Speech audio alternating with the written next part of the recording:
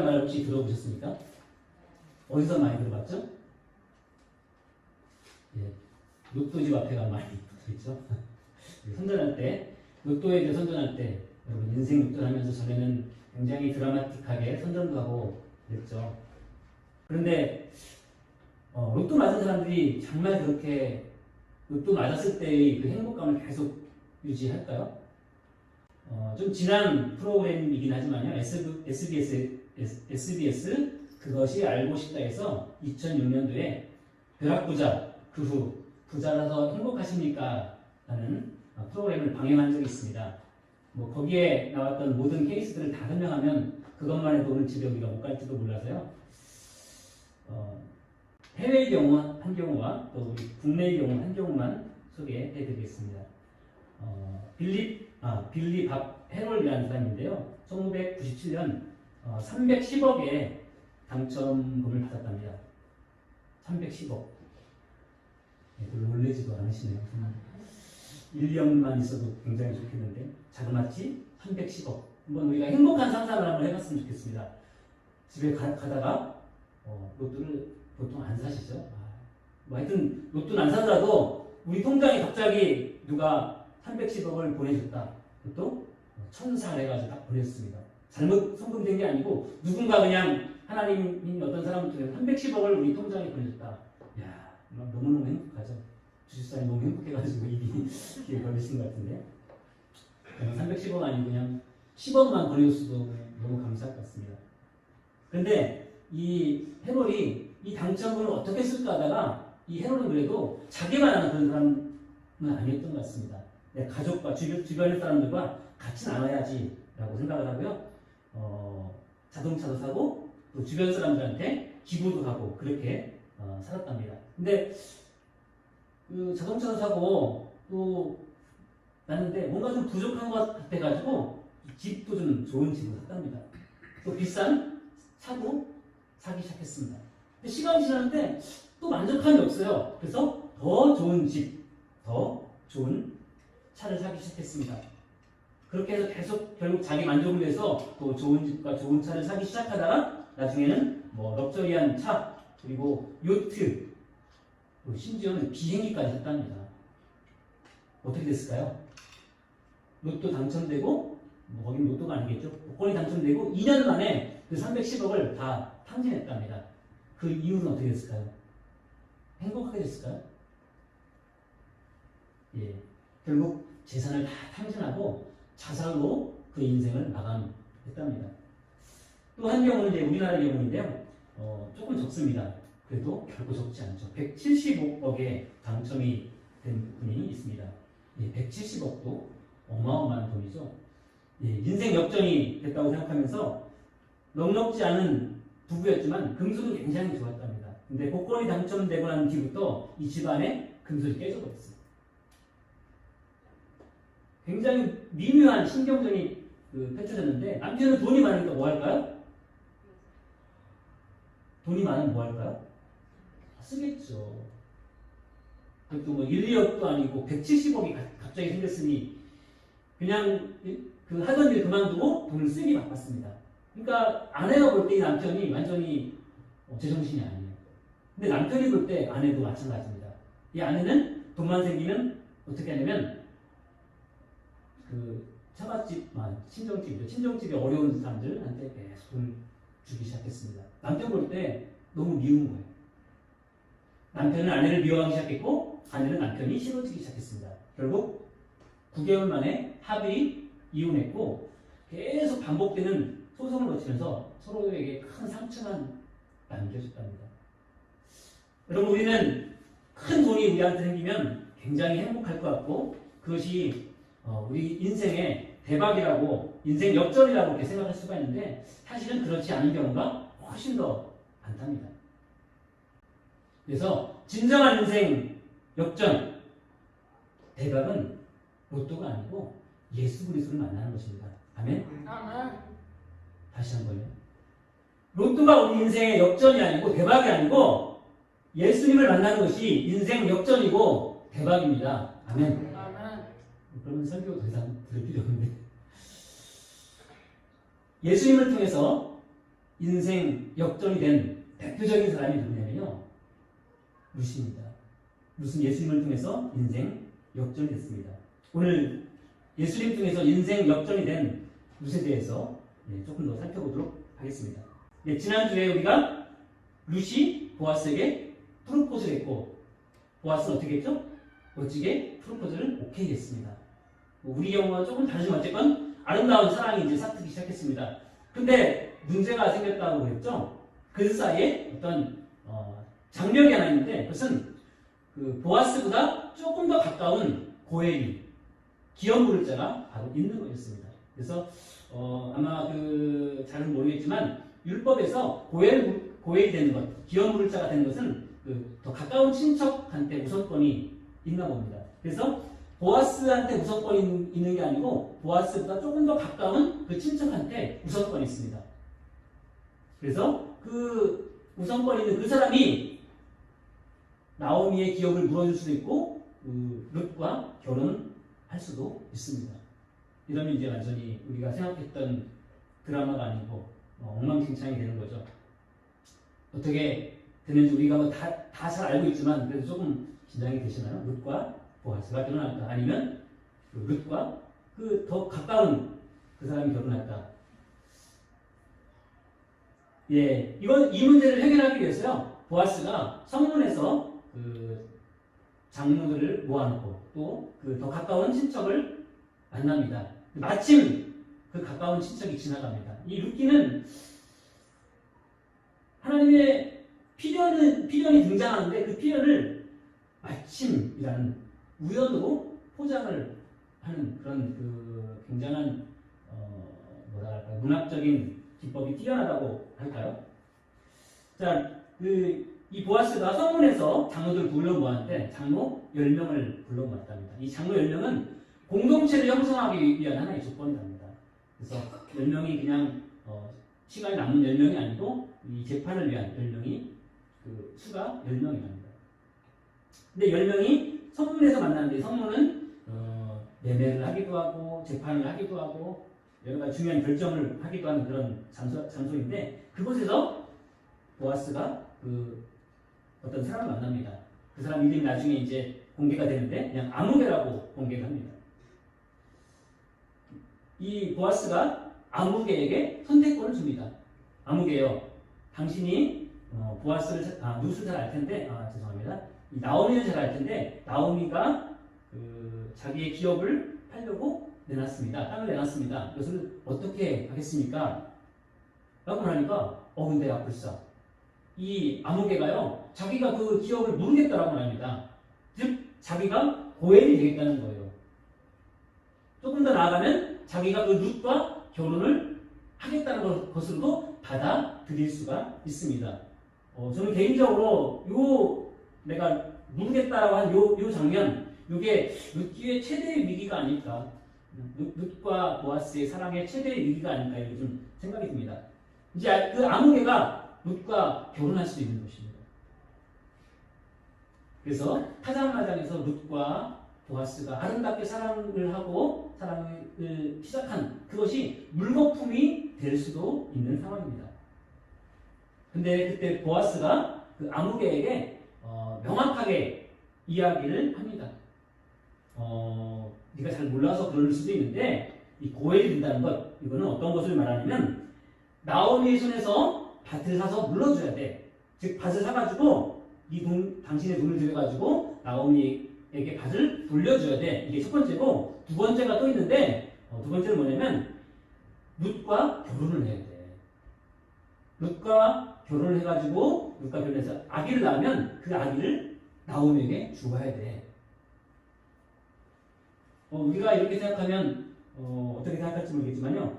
이 아무개가요. 그 첫 번째는 생각을 했던 것 같아요. 그래서 밭을 사가지고 나오미에게 돌려줘야지. 이거는 오케이 했는데요. 룻과 결혼해가지고 그 아들을 룻에게 죄송합니다. 나오미에게 주어야 돼 라고 말하니까 갑자기 얼굴색이 바뀌면서요. 나는 결혼은 안 할 거야. 너무 이상하죠. 우리는 이 아무개하고 룻하고 결혼할까 봐 걱정인데 이 아무개는 룻하고 결혼하라고 하니까 싫어해요. 아니 그 젊은 여자랑 결혼하는데 왜 싫어할까? 이상하죠. 룻이 무슨 박색도 아닌 것 같은데. 왜냐하면요, 이 아무개가 결혼을 거절한 것에는 이유가 있습니다. 어떤 이유냐면 내 기업에 손해가 될까 해서 룻과 결혼하지 못하겠다. 기업을 무르지 못하겠다라고 그렇게 말합니다.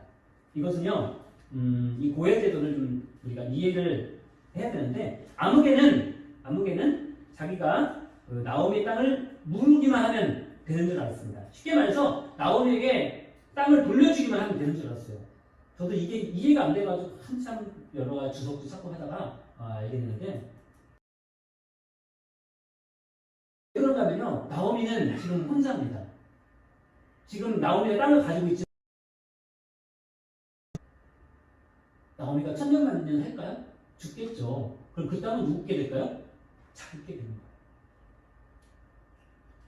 어떤 분들은 이 아무개가 그 고해 제도를 잘 이해하지 못해가지고 그냥 뭐 보아스가 선명했다라고 말하기도 하는데요. 저는 그렇게 보지는 않고요. 이 아무개는 이 기업 부르는 것, 이 헷세드 베푸는 것에 대해서 굉장히 제한적으로 생각을 했던 것 같습니다. 나는 그냥 땅만 물려줄 거야. 그리고 시간이 지나면 그 땅은 다시 내 거가 될 거야. 그렇다고 이 아무개가 전혀 헷세드를 베풀지 않은 것은 아니지만 너무 제한적으로 그리고 자기 중심적으로 헷세드를 베푸는 것입니다. 근데 보아스는 거기서 끝나는 것이 아니고 룻과 결혼해가지고 아들을 낳으면 그 아들을 나오미에게 돌려줘야 돼. 그리고 그 밭은 그 아들께 되는 거야. 나오미께 되는 거야. 라고 이야기하니까 나는 내가 손해볼 짓은 안 하겠어. 라고 그 아무개가 이야기한 겁니다. 이 상황이 이해가 되시죠? 고엘은 의무사항이 아닙니다. 고엘은 성경에서 강제적으로 해야 돼 라고 표현한 적이 한 군데도 없어요. 고엘은 그냥 헷세드입니다. 많이 가진 사람, 힘 있는 사람이 나눠주는 것입니다. 아멘. 보아스는 그 아무개에게 그것을 요구했고 아무개는 그것을 거절한 것입니다. 어떤 사람은 아무개가 굉장히 이기적인 사람이라고, 아무개는 나쁜 놈이라고 그렇게 말씀하시는 분들이 있는데, 저는 뭐 그렇게까지 아무개가 나쁜 사람 같지는 않고요. 어쨌든 아무개도 헷세드를 베풀려고 하지만 너무나 제한적으로 헷세드를 베풀려고 했고, 그리고 고해를 자기 이익으로, 또 율법을 자기 이익으로 삼으려고 했던 그런 사람인 것 같습니다. 그래서 이 아무개의 이름조차 등장하지 않습니다. 성경에 아무개 이름이 없어. 왜요? 그는 자기 이익만을 생각했던 그런 사람인 것 같습니다. 반면에 보아스는 그 모든 것을 알고 있으면서도 내 기업에 손해가 되고 내가 물질적인 손해가 되지만, 그러나 내가 나오미와 룻에게 헷세드를 베풀 거야 라고 한 것입니다. 이것이 보아스의 헷세드입니다. 아멘. 이것이 하나님께서 우리에게 보내신 헷세드인 것입니다. 자, 이렇게 결정이 되면서요, 이제 그 아무개는 역사에서 이름조차 없이 사라집니다. 그리고 이제 보아스가 룻과 결혼하게 됐습니다. 그래서 백성들과 장로들이 보아스에게 축복합니다. 11절에서 12절 보면요, 우리가 증인이 되나니 여호와께서 내 집에 들어간 여인, 룻이라고 안 하고요, 내 집에 들어간 여인이라고 말합니다. 그 여인으로 이스라엘 집을 세운 라헬과 레아 두 사람 받게 하시고, 내가 에브라에서 유력하고 베들레헴에서 유명하게 하시기를 원하며, 여호와께서 이 젊은 여자로 말미암아 내게 상속자를 주사 내 집이 다말이 유다에게 낳아준 베레스의 집과 같게 하시기를 원하노라. 아멘. 장로들은 그렇게 보아스와 룻에게 축복을 합니다. 장로들은 룻이 후손을 많이 두어서 그 이스라엘 집을 세운 라헬과 레아와 같이 그 보아스의 집을 세우기를 축복하는 것입니다. 이스라엘 민족의 어머니라고 할 수 있는 그 라헬과 레와 같이 룻에게 하나님께서 복을 주셔서 이 룻이 이스라엘 세우는데 귀하게 쓰임받게 해달라고 축복을 하는 것입니다. 굉장한 축복이고 너무 적절한 비유인 것 같습니다. 보아스는 아들 오벳을 거쳐서 유다 지파 가운데 다윗의 조상이 되는 그런 복을 받았습니다. 13절에 보니까 여기 말씀을 한번 읽어봤으면 좋겠습니다. 중요한 말씀이라 13절 같이 큰 목소리로 같이 읽도록 하겠습니다. 이에 보아스가 룻을 맞이하여 아내로 삼고 그에게 들어갔더니 여호와께서 그에게 임신하게 하심으로 그가 아들을 낳은지라. 아멘. 이 말씀에 혹시 감동이 됩니까? 감동이 안 되죠. 감동이 돼야 돼요. 왜냐면요, 룻은 결혼을 했습니다.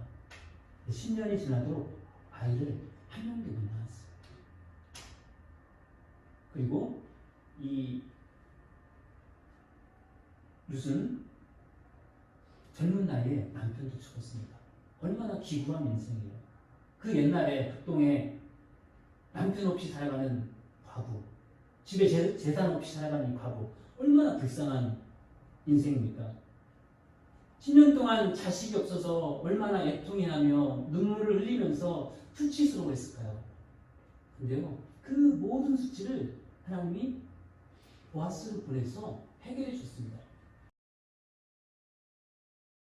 하나님의 큰 그림을 알지 못했어요.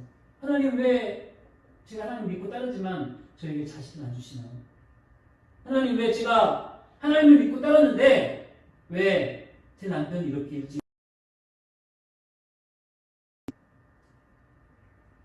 이렇게 울부짖으면서 하나님 앞에 통곡하며 기도했을지도 모릅니다. 우리가 믿음으로 살았는데 너무 고통만 있고 우리가 믿음으로 하나님만 바라보며 살았는데 내 인생은 왜 이럽니까? 라고 혹시 내 인생에 대해서 한탄하고 내 인생에 대해서 만족하지 못하고 감사하지 못할 수 있습니다. 그런데요, 하나님은 룻을 통해서 우리가 알지 못하는 고난, 우리가 생각하지 못한 고난, 우리가 깨달을 수 없는 하나님의 그 계획을 깨달았을 때 그것이 얼마나 영광스러운 것인지에 대해서 하나님 말씀해 주십니다. 룻이 아들이 있었다면, 룻의 남편이 죽지 않았다면 룻은 그 메시아의 계보를 잇는 그 영광스러운 자리에 절대 설 수 없었습니다. 아멘. 하나님의 엄청난 영광은요, 우리가 감히 생각할 수 없을 수도 있습니다. 룻은 죽고 난 다음에, 그의 생명이 끝난 다음에 천국에 갔을 때 자기가 받은 영광을 알게 됐습니다. 아멘. 우리가 믿음으로 살았는데 너무 힘들기만 하고, 우리가 하나님만 붙잡고 살았는데 나에게 고통만 온다라고 생각하고, 욥과 같이 내가 연단만 받는다고 생각할 때 그 고통의 깊이만큼 영광의 크기가 커질 것입니다. 아멘. 룻의 고통, 그 10년의 고통, 그 수치, 하나님은 그 룻의 고통과 수치를 바뀌어서 사람이 측량할 수 없고 사람이 헤아릴 수 없는 엄청난 영광을 룻에게 주셨습니다. 우리도 그런 좋은 하나님, 우리 인생을 복되게 하여 주신 하나님, 갚아 주신 하나님을 기대했으면 좋겠습니다. 아멘. 이 보아스와 룻에 대해서 여인들이 축복합니다. 14절 15절에 여인들이 나오미에게 이르되 찬송할지어다 여호와께서 오늘 내게 기업 물을 자를 없게 하지 아니하셨도다. 그 이스라엘 사람들이 이중 부정을 사용해가지고요, 이중 부정을 통해서 두 번 부정을 했습니다. 더 강한 긍정을 하는데 기업 물을 자를 없게 아니하셨다. 그냥 기업 물을 자를 주셨다 그러면 좀 쉬울 텐데, 없게 아니하셨다는 것은요, 기업 물을 자를 정말 주셨다는 것을 강조하는 그런 말입니다. 그리고 그 아이의 이름이 이스라엘 중에 유명하게 되기를 원하노라. 이는 내 생명의 회복자이며 내 노년의 공양자라. 곧 너를 사랑하며 7 아들보다 귀한 며느리가 낳은 자라다. 아멘. 결혼은 보아스와 룻이 하는데 복은 그 나오미가 받은 것처럼 여인들이 축복하죠. 이게 하나님의 복입니다. 보아스와 룻이 결혼해가지고 보아스와 룻만 복을 받은 것이 아니고 나오미도 복을 받습니다. 나는 뭐를 통해서? 기업물을 자를 통해서, 헷셋을 통해서 나오미에게도 복을 받습니다. 그래서 룻의 아들인데 나오미의 아들이라고 그렇게 성경에서 말하고 있습니다. 이게 기업물을 자, 또 계대결혼이라고 할 수 있습니다. 이제 그 이후에 베레스의 족보가 쭉 나오고 있는데요. 여기 족보에 담겨진 의미도 굉장히 크고 그런데 넘어가도록 하겠고요. 22절 보니까 22절만 같이 읽겠습니다. 22절 룻기의 마지막이니까 한번 대미를 장식해 봐야 되겠죠. 같이 읽겠습니다. 시작. 오벳은 이새를 낳고 이새는 다윗을 낳았더라. 아멘. 여기 족보에 나와 있는 사람이 10명입니다. 의도적으로 10명을 맡았습니다. 10명이 중요하기 때문에. 그리고 10번째가 가장 중요합니다. 10번째 등장한 인물이 누구죠? 다윗. 누구라고요? 다윗. 아멘. 룻기의 마지막은, 룻기의 결론은 다윗입니다. 굉장히 의미가 있습니다. 사사기의 마지막이 뭐로 끝났는지 아십니까? 잘 모르죠. 한번 찾아보겠습니다. 사사기 마지막. 룻기 바로 앞에 사사기 있습니다. 멀리 찾지 마시고요. 사사기 마지막 절 같이 한번 읽겠습니다. 사사기 마지막 절 22장 25절 같이 읽겠습니다. 시작. 그때 이스라엘에 왕이 없으므로 사람이 각기 소견에 옳은 대로 행하였더라. 아멘. 복음서인데요, 굉장히 부정적으로 성경의 마지막을 마칩니다. 하나님이 사사기 이 어두운 시대에, 비록 죄가 많은 시대이지만 하나님이 은혜를 주셔서 이 모든 문제가 잘 되는데 그렇게 안 맞춰지고, 그때 이스라엘에 왕이 없으므로 사람이 각기 자기 소견에 옳은 대로 행하였더라. 사람들은 하나님을 알지 못하고 살고 있고 말씀을 따르지 않습니다. 제사장은 제사장이지만 자기 이익을 따라 가정에 들어가서 제사장 역할을 합니다. 그 가정을 쑥대만 만들고 피비리 나게 하려고 할 때도 그 제사장은 그냥 자기 이익을 따라서 다른 족속을 따라갑니다. 이게 사사기입니다.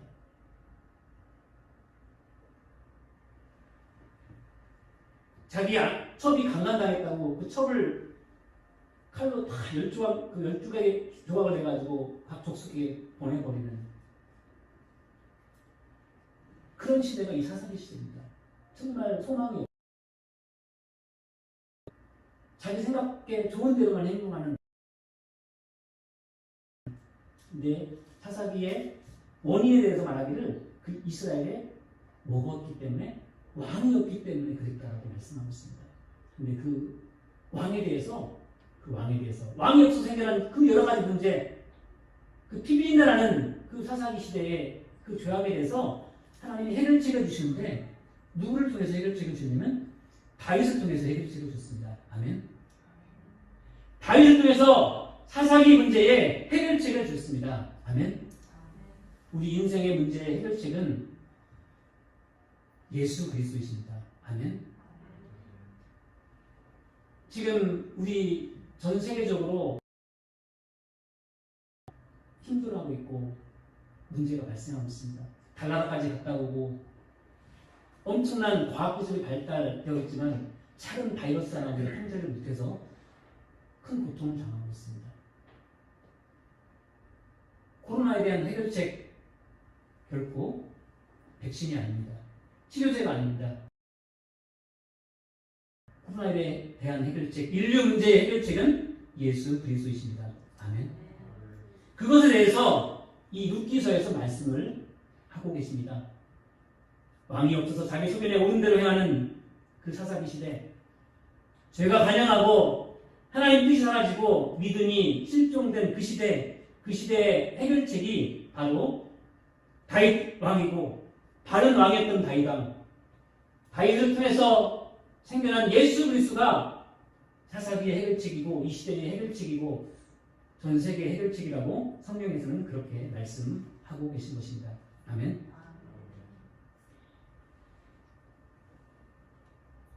룻과 보아스가 만나서 룻과 보아스가 만나서 오벳을 낳았습니다. 만약에 룻과 보아스의 만남이 없었다면 보아스는 없었을 것이고 다윗도 존재하지 않았을 것입니다. 하나님의 섭리에 의해서 이렇게 다윗은 태어나고 드디어 메시아 가문이 세워지는 것입니다. 룻기는 의도적이라고 할 만큼 아까도 말씀드렸지만 우연이라는 말이 많이 등장합니다. 하나님이 직접적으로 선지자가 나와가지고 하나님 말씀을 전하거나 하지도 않습니다. 그런데 그 안에 배경상 성장한 굉장히 강력한 필연으로 역사하시는 것, 그것이 룻기 말씀입니다. 하나님은 나오미에게 양식을 제공하시고 또 룻의 결혼과 아이를 통해서 나오미에게 안식을 주십니다. 또 룻에게도 안식을 주십니다. 나오미에게는 미래가 보아스와 룻을 통해서 아들을 주시고 나오미에게 그의 미래를 주십니다. 아멘. 이렇게 룻기는 보아스와 룻이 결혼하기까지 모든 과정을 우연의 모습으로 가정한 필연으로 이루어주십니다. 그것을 성경에서는 하나님의 주권이라고 말씀하고 또 다른 말로 섭리라는 말로 사용을 하십니다. 이 주권과 섭리가 인류의 역사의 강을 도도하게 흐르게 하는 것입니다. 룻기의 주제는 이방인 여인 룻에 대한 하나님의 인도하심입니다. 그녀에게 보내신 하나님의 헤세드, 그것이 룻기의 주제입니다. 남편 없이 재물 없이 소망 없이 살아가는 여인에게 하나님께서 배경에서 그들의 삶에 찾아오셔가지고 그들에게 소망을 주는 삶. 룻은 태생적으로 하나님 앞에 저주받은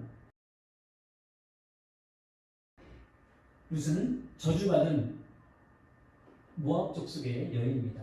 모압과 암몬 족속은 여호와의 총에 영원히 들어올 수 없다라고 성경에서 말씀하고 있습니다. 그것은 그들의 족보가 근친 산간의 족보이기 때문에 그럴 수도 있겠습니다. 그런데 성경에서는 그것보다 더 큰 이유를 말씀하고 있습니다. 평화를 요청하는 이스라엘의 요구를 무시하고 보울의 아들 발람에게 뇌물을 주는 그런 죄를 모압과 암몬이 저지릅니다. 에돔 사람도 그리고 애국 사람도 사생자도 시간이 지나면 여호와의 총회에 들어올 수 있는데 암몬과 모압 족속은 영원히 들어올 수 없다라고 저주를 받은 민족입니다. 무슨 그런 저주받은 백성입니다. 하나님 앞에 절대로 하나님의 백성으로 여인이 룻입니다. 룻은 미래가 없는 여인입니다. 결혼했지만 10년이 돼도 아이를 못 낳았어요. 그리고 결혼하고 그 젊은 나이에 남편이 죽어버립니다. 이제 과부가 돼서 평생을 그냥 미래가 없이 불행하게 살아가야 될 그런 존재가 룻인 것입니다. 동서는 하나밖에 없는 동서는 자신을 그냥 이제 집만 되어버릴 것만 같은 그런 상황. 시아버지와 남편은 재산을 남겨주지도 않고 이제 아무것도 그 절망적인 여인이 룻인 것입니다. 그런데 그런 룻을 주님께서 옷자락으로 덮어주셨다고 말씀하고 있습니다.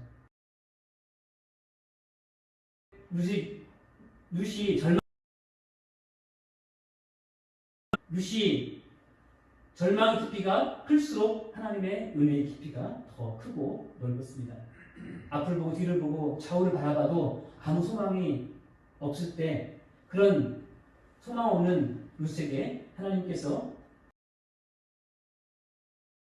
손을 잡아주시고 환난 날에 피난처가 되어주셨습니다. 하나님께서 룻을 그의 삶을 주의 역사로 삼아 주셨습니다. 없었지만 헤세드를 베풀었고 그를 당당히 메시아에 넣어주셨습니다. 하나님은 그를 영광의 자리로 무엇을 초대하시고 주셨습니다. 무엇을 삼아 주신 것입니다. 그런데 여러분, 우리가 왜 이렇게 룻에 대해서 관심을 갖고 룻기를 읽어야 되고 룻기 말씀을 들어야 되는지 혹시 아십니까? 중요한 문제고요. 여러분, 룻이요, 우리 자신입니다. 무슨 역사에 지나가 버린 한 불쌍한 여인이 아니고 우리 자신이 룻이에요. 무슨 태어날 때부터 저주받은 족속으로 태어난 그런 존재였지만 우리도 마찬가지 존재였다는 것입니다. 원죄를 가지고 태어나서 하나님의 저주를 받으면서 소망 없이 살아가는 그런 존재가, 그런 불쌍한 존재가 우리라는 것입니다.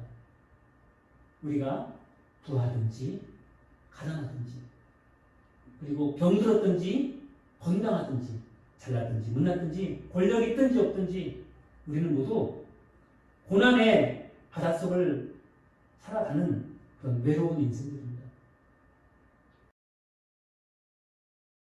소망 없이 살아가는 우리,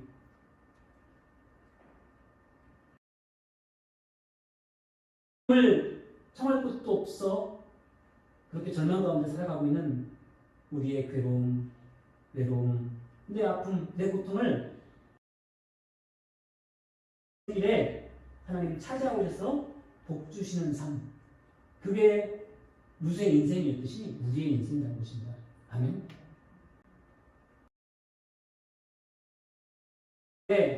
신음할 때 내 신음 속에 응답하시고 내 신음에 문제 해결책을 주시고 환난 날에 피난처가 되어주신 분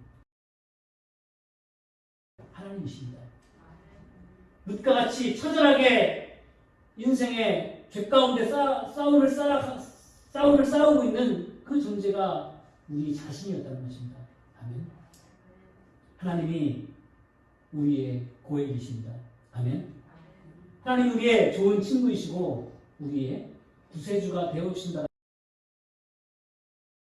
지금 이 자리에 아멘. 그 불쌍한 여인 룻에게 찾아오셔서 룻의 손을 잡아주신 그 주님이 우리가 힘들고 어려울 때 하나님께 손을 내어밀 때 우리 손을 잡아주시겠다라고 룻기를 통해서 지금 약속하시고 말씀하시는 것입니다. 아멘. 룻은 세상에서 가장 불쌍한 여인 중에 한 사람이 있습니다.